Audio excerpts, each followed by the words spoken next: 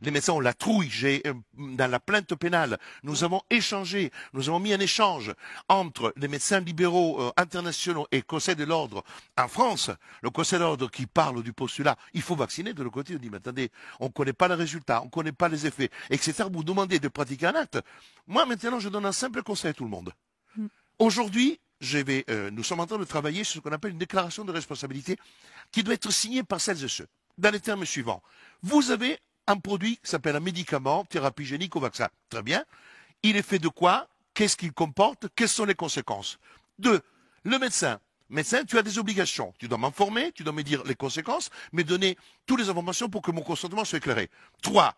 Ok, si tu es convaincu que toutes les normes du Code de la santé publique ou les normes internationales sont respectées, tu signes en bas que tu es prêt à engager ta responsabilité civile, personnelle et pénale.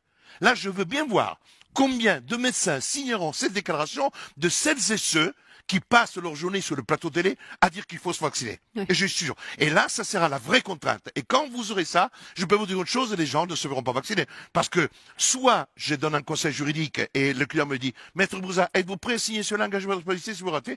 Si je ne le fais pas, ben le client, il a le droit de dire, Maître Brouza, vous êtes en train de me tromper. Si je signe, j'engage ma responsabilité parce que j'amène le client vers une certaine stratégie et vers une stratégie dont j'assume la responsabilité. Oui. C'est ça. Car le vaccin ne prend aucune responsabilité. Et ça, juridiquement Le vaccin, alors, et il y a... éthiquement, c'est pas normal. Parce que dans les protocoles éthiques, vous prenez la responsabilité des conséquences Non, des mais personnes qui sont dans aujourd'hui, le on sait très protocole. bien. Il y a des fonds de garantie qui sont financés. Juste ça encore. Clause d'exclusion de responsabilité. Juridiquement parlant, on sera sur des procès qui vont durer des années avant d'être indemnisés sous les conséquences.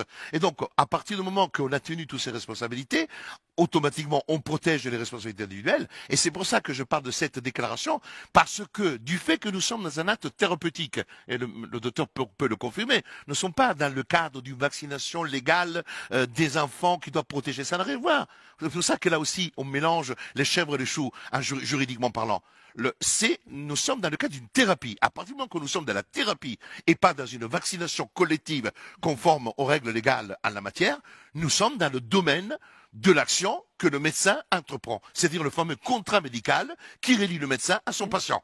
Et pas un contrat social qui relie chacun de nous avec l'État. Et c'est là que l'État veut faire croire que c'est lui qui est en train de vacciner et le langage est celui-là. Le langage, nous allons vacciner. Mais vous imaginez un peu avec quelle, comme on dit, arrogance les premiers ministres, les hommes d'État du monde se présentent sur le perchoir, dire nous allons vacciner demain les personnes âgées, nous allons vacciner les personnes hospitalières. Mais c'est une honte scandaleuse, parce que c'est un autoritarisme qui dépasse l'entendement. Oui, merci beaucoup. Donc, on va faire le dernier mot de la fin, mais est-ce que vous pouviez dire donc votre organisme, est-ce que c'est la déclaration, elle est pour tous les médecins du monde entier ou La plainte pénale? la plainte, oui. La plainte pénale. Vous pourriez expliquer puisqu'il y a des médecins qui vont regarder, ça va être traduit. La plainte pénale, elle est fondée sur des infractions qui peuvent déjà être constituées aujourd'hui. Ça veut dire tout simplement que, 1, vous avez une infraction qui s'appelle la tromperie ou la tentative de tromperie qui est visée. L'abus de faiblesse, l'extorsion de consentement. Quand moi je vous dis, si vous n'acceptez pas le vaccin, vous ne pouvez plus rester dans l'EHPAD. Et ça, nous avons eu les témoignages où les enfants ont été informés par le directeur.